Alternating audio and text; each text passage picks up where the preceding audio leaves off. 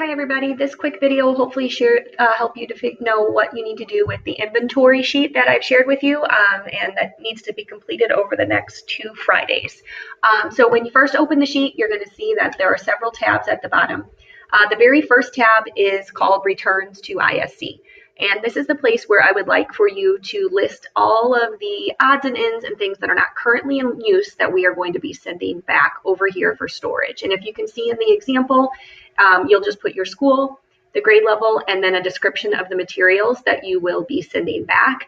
And then you'll use the label that's included in the email to send those back over here. One thing I do want to note is if you have things for multiple grade levels, if you could please list each one on a separate line. So if my school was example, I found some materials from 2nd grade, some odds and ends, listed each one of those things. But then let's say I also found 3rd grade, I would again enter my school name, enter the new grade level, and then enter what I am sending back, which might be a Sarah Fellow. Okay, I spelled that wrong, but that's okay. So please do one per grade level. And then when you're boxing it, if you could also please not mix grade levels, that would be super helpful for us.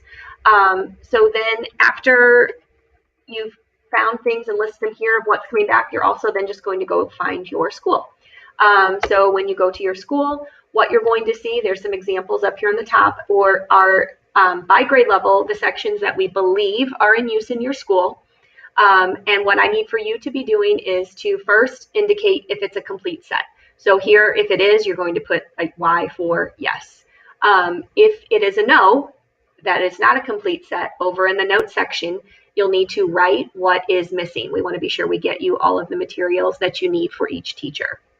The second thing you're going to be checking is that everything is coded in the correct location and section. So to do this, you're going to need to spot check and scan several items. Please be sure to scan a math manual and a reading or writing unit of study, and then also some things from the classroom library or anything else that you can check. But we want to check at least 3 or 4 things per classroom to make sure that everything is coming up as coded correctly. If it is, just put a Y for yes.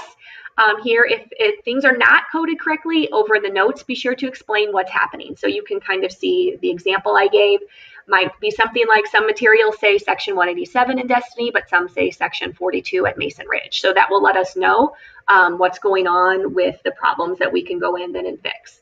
If you received materials from another school, they are going to be still barcoded incorrectly, most probably. Please still do go ahead and note that so we are sure exactly what we need to fix on the back end. If you happen to go in a classroom and everything is great, it'll be all Ys, no need for notes. Another thing you might notice is that in some instances, you're going to have things that are highlighted yellow. These are places that we think we pretty much know there are going to be some sort of mistakes or things going on. Maybe not, but we kind of wanted to alert you that we're thinking there might be a problem.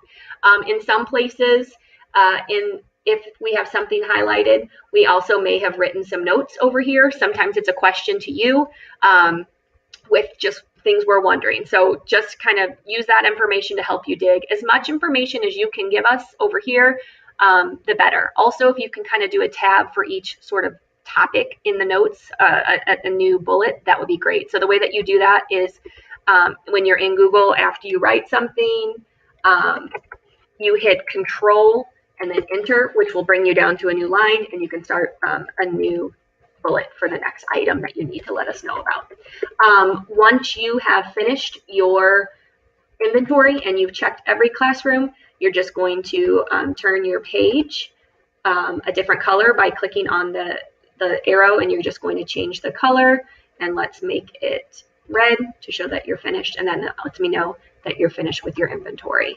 Again, if you can, please use the next 2 Fridays to do this work. That would be great. If you have any other questions, please let us know.